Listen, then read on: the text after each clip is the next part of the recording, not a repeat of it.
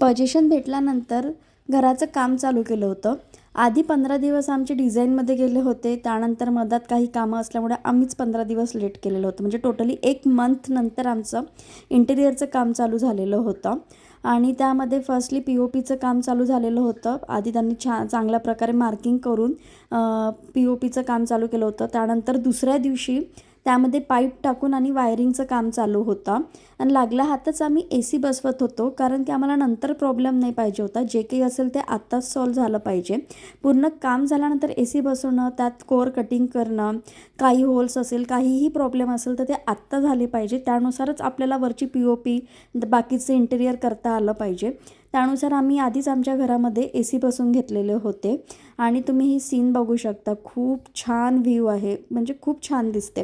असे हे 2 दिवसाचाच व्हिडिओ होता. उद्या काय होणार इंटेरियरमध्ये नवीन ते बघूया. चला बाय.